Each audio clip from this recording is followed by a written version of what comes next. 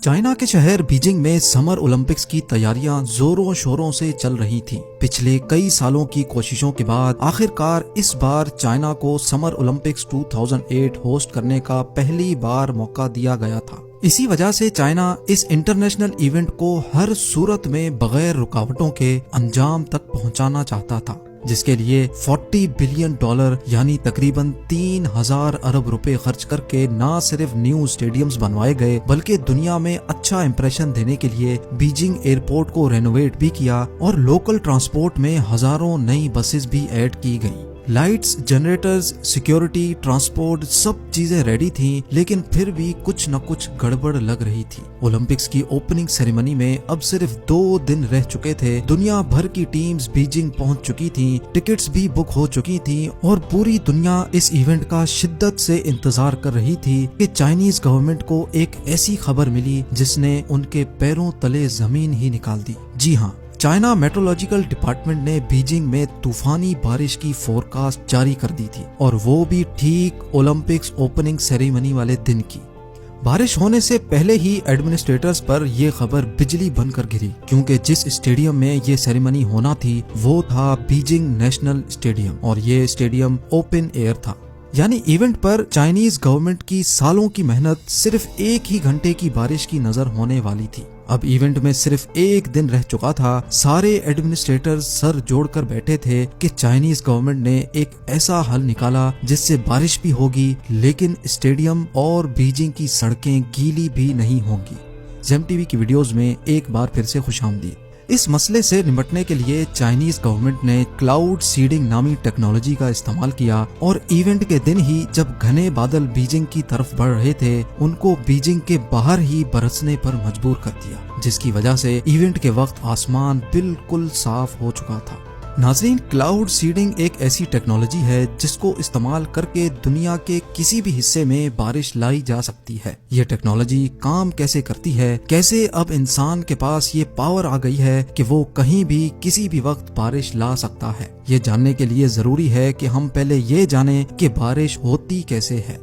बारिश होने के लिए सबसे अहम चीज है सूरज। जब सूरज समंदर की सतह को गर्म करता है तो पानी एवापोरेट होता है और गैस बनकर आसमान में चला जाता है। आसमान में जाते ही गैस ठंडी हो जाती है और वापस पानी बन जाती है। जी हाँ, पानी के छोटे छोटे ड्रॉपलेट्स मिलकर बादल की शक्ल बना लेते हैं। लेकिन इस बादल में ये छोटे छोटे ड्रॉपलेट्स आपस में एक दूसरे से जुड़ते नहीं हैं, क्योंकि ये ड्रॉपलेट्स पानी की प्योरेस्ट फॉर्म में होते हैं, यानी इनमें किसी किस्म के भी पार्टिकल्स नहीं होते। लेकिन जैसे ही इन ड्रॉपलेट्स का सामना मिट्टी के जर्रात या धुएं के पार्टिकल से होता है तो ये एक दूसरे से मिलकर बड़े ड्रॉपलेट्स बन जाते हैं और अर्थ की ग्रेविटी की वजह से जमीन पर गिरना शुरू कर देते हैं, जिसको हम बारिश कहते हैं।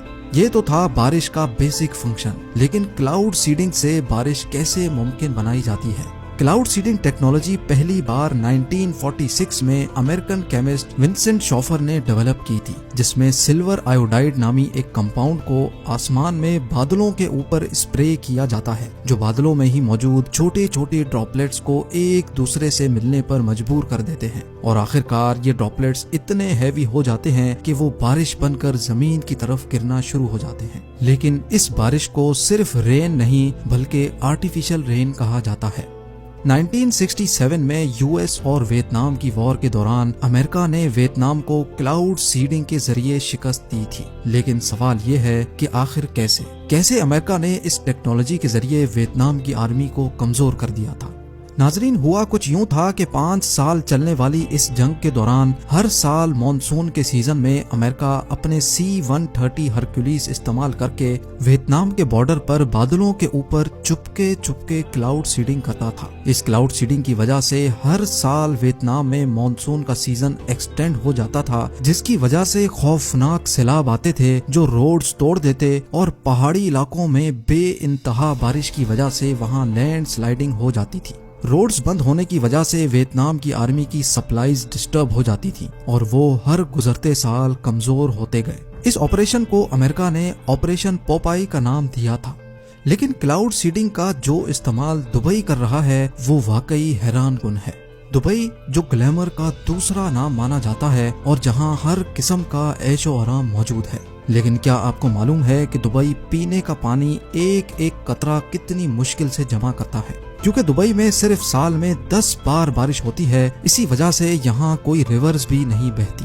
پانی تو دبئی کے پاس بے شمار ہے، لیکن یہ ہے سالٹی واٹر جو کسی بھی صورت میں پینے کے قابل نہیں ہے۔ اگر یہ سالٹی واٹر پیا جائے تو یہ انسان کو ایک ہی جھٹکے میں مار بھی سکتا ہے۔ تو آخر دبئی پینے کا میٹھا پانی لاتا کہاں سے ہے؟ اس کے لیے دبئی میں بہت جائنٹ ریورس آسموسس پلانٹس لگے ہیں جو سمندر کے پانی میں سے سالٹس نکال کر اس کو پینے کے قابل بناتے ہیں، لیکن یہ سب اتنا آسان بھی نہیں ہے۔ دن رات چلنے والے یہ پلانٹس روزانہ لاکھوں نہیں کروڑوں لیٹر پانی فلٹر تو کرتے ہیں، لیکن ساتھ ساتھ بے شمار بجلی بھی کنزیوم کرتے ہیں، جس کی وجہ سے 1000 لیٹر پانی فلٹر کرنے کی کاسٹ دبئی کو $60 یعنی 4500 روپے پڑتی ہے۔ اس خرچے سے بچنے کے لیے دبئی پینے کا پانی بھی کلاؤڈ سیڈنگ کے ذریعے اکٹھا کرتا ہے۔ جی ہاں، دبئی میں حجر کے پہاڑوں میں ایک ڈیم بنایا گیا ہے جس کے اوپر آسمان میں دبئی گورنمنٹ کلاؤڈ سیڈنگ کرتی ہے۔ جب بارش ہوتی ہے تو بارش کا قطرہ قطرہ پہاڑوں سے سلائیڈ کرتا ہوا سمندر میں جانے کے بجائے اس ڈیم میں اکٹھا ہو جاتا ہے، جو نہ صرف پینے کے کام آتا ہے بلکہ دبئی اس پانی سے بجلی بھی پروڈیوس کرتا ہے۔ جہاں فلٹر پلانٹ میں 1000 لیٹر فلٹر کرنے کا خرچہ 4500 روپے آتا تھا، وہیں کلاؤڈ سیڈنگ سے یہ کام صرف 75 روپے میں ہو جاتا ہے۔ امید ہے زیم ٹی وی کی یہ انفارمیشنل ویڈیو بھی آپ بھرپور لائک اور شیئر کریں گے۔ آپ لوگوں کے پیار بھرے کامنٹس کا بے حد شکریہ۔ ملتے ہیں اگلی شاندار ویڈیو میں۔